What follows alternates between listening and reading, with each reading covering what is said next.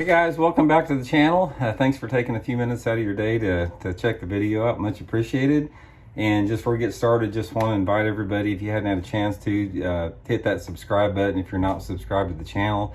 It's a great way to support what I'm doing here, and also it gets you eligible for our monthly giveaway of cases of Bridgeford beef jerky, Seaguar fishing line, Solar Bat sunglasses. So much appreciated if you could hit that subscribe button. So today I'm going to continue some of my different series. I've been doing some beginner series, advanced series, and I want to talk about today some beginner information, some tips on jig trailers. Because jig fishing, it seems like there's a lot of people interested in it out there. I get a lot of comments, questions on jig fishing. There's a lot of different aspects to it. Like I said before, we're going to be talking about jigs extensively a lot because there's so many different variables to them. And today I want to give you guys some beginning, basically some fundamentals, some foundations on trailers that's really going to help you out if you're just getting started out in jig fishing. So anyway, the jig deal, let's talk today specifically about, just your regular pitching and flipping jigs, maybe even some of your football head jigs, that type of deal. I'm not really going to get into the other styles. This video is more for just the traditional type jig fishing. And the thing about trailers is trailers are just as important as the jig, because based upon the type of trailer that you're using, the profile of the trailer, the action that it has, the color, it has a lot to do with how fast or slow the jig falls, because a trailer can slow the rate of fall or speed it up. It has a lot to do with generating strikes in a variety of different water clarities. And it also has a lot to do with appealing to the mood of the fish. So there's three basic jig style trailers that I use. The first two is just the chunk type trailer. This is a Zoom super chunk. A lot of companies make a trailer similar to this. There's not any action built into this. Here's the junior size of it here, just a smaller version. This category is what you call the chunk type trailers. So if you hear people referring to that. And then the second type of trailer I'm going to talk about, I'm only going to talk about two styles, would be your curly tails ones. The type of trailers where the legs on them will vibrate and wiggle and actually give action to the jig. So those are the two different styles, like your flapping leg type trailers and the chunk type trailers. So first of all, let's talk a little bit about the chunk type trailers.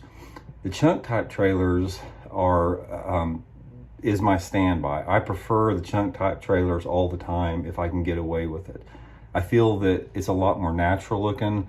I feel that I get bigger bites on the thing and more bites a lot of times. And the size of the chunk that I use is dependent upon the profile that I want to create with the jig. If I want to create a larger size jig, obviously the bigger chunk's gonna, create that bigger profile. And also, guys, a real basic tip is when you're putting your jig trailer on the chunk style, there's two different ways you can rig it, and it creates a different profile. The first way you can rig it is just threading it on through the main body there, like this.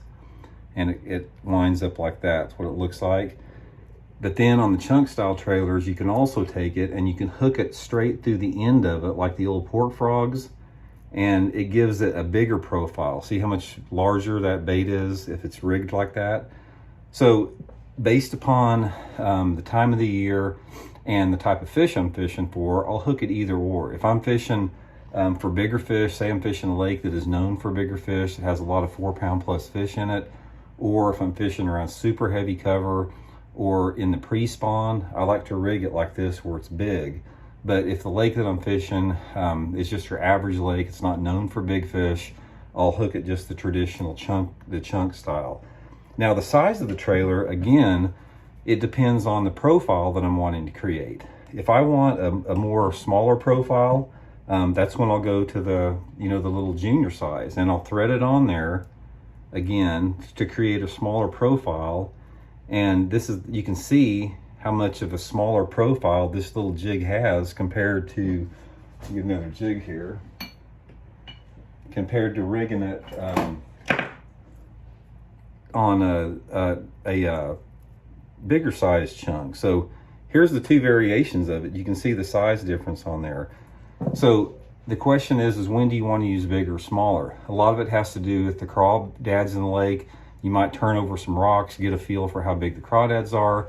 And a lot of it also has to do with just the mood of the fish. I find out that if I'm fishing in extremely cold or extremely hot weather, I get more bites on the little small compact one. But if I'm fishing in those water temperatures like between 60 and 80 degrees, I like the bigger jig. The bigger jig will get you a bigger bite. Now, the next one we'll talk about is the curly tail trailer. You know, rage craws, this is the Zoom Z craw like here. The time that I use the rage craws is two different situations. If I'm fishing a football head jig, dragging it, you know, I'll just usually I'll bite half of it off and put it on a football head jig, because this is not a football head, but it'll give you a good indication what I'm talking about. When you're reeling a football head jig along the bottom, you know, it creates the flap and it gives it more action. Now, the other times that I use the flapping style trailer like this on a jig is if the bass are more aggressive. If the bass are, I feel like they're more aggressive, usually in a little bit warmer water, like in over 75-degree water. And if the water's a little bit clear where they can visually see this thing, that's when I'm using the flapping style a lot. Because a lot of times when it's falling down next to a boat dock or a lay down or a stump or something like that, if the water visibility is clear, like 2.5 feet or greater, man, I'm sweating in here, guys. I got the door closed. It's about 100 degrees in here.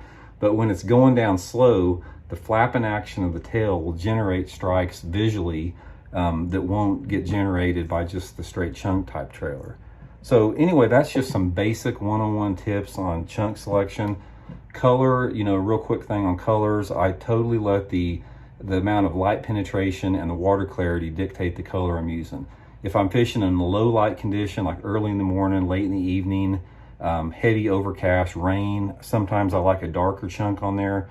But if it's bright, sunny out, water visibility is over 2 feet, I'll go more to the green pumpkins and the natural ones like that. So those are just some real quick basic tips. Give them out if you guys are just getting started on a jig. It sort of gives you a good foundation. And just stay tuned to the channel, because we're going to be having a lot more tips on jigs. You can go back and look at some of my past videos. I've done quite a few jig videos before. And shoot me some comments. If you guys have any questions, shoot them this way, and we'll talk to y'all later. See you.